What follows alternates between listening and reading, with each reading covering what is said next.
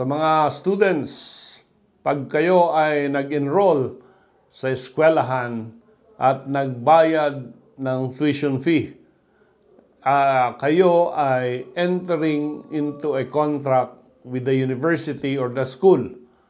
No, magbabayad ka, no, pag-aaralin ka, bibigyan ka ng education. So, ang tinatawag nating tuition fee and other fees, yung published fees na of the academe, no, nandoon sa rules ng student handbook. Di ba? Pag enrollment, nakalagay doon yung mga dapat mong bayaran.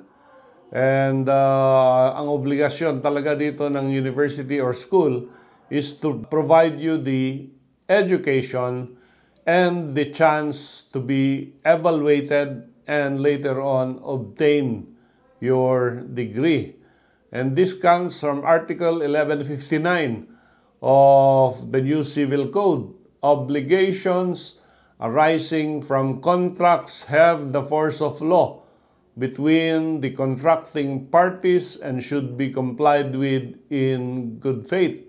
So, ang kontrata between the student and the school has the force of law. Both parties must stick to what was agreed upon during the time of enrollment, no?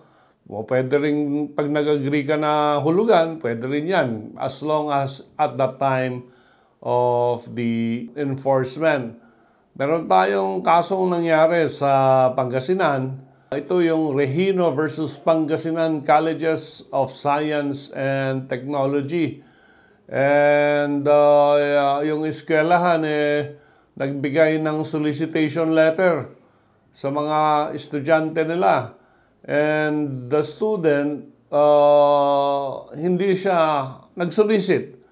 And nung ayaw na niyang bumili ng tickets for the school fundraiser, hindi siya pinayagang mag-final examination. Sabi naman ng estudyante, additional cost kasi yan.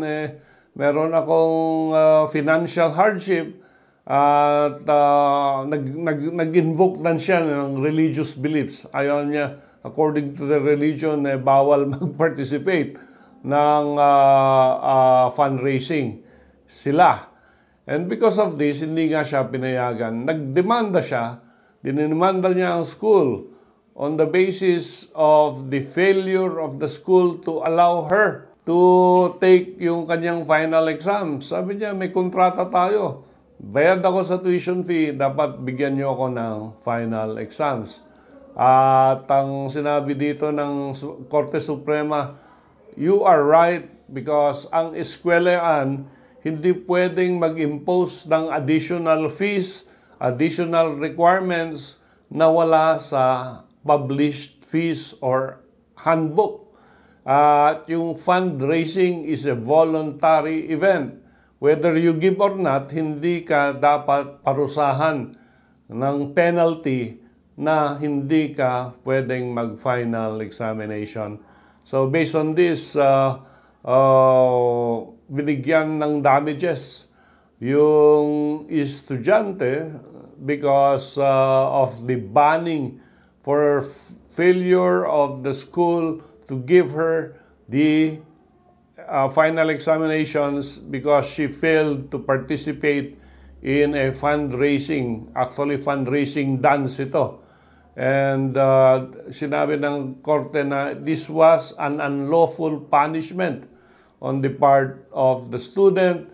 The school acted in bad faith by imposing an unreasonable condition which is not part of the original academic program.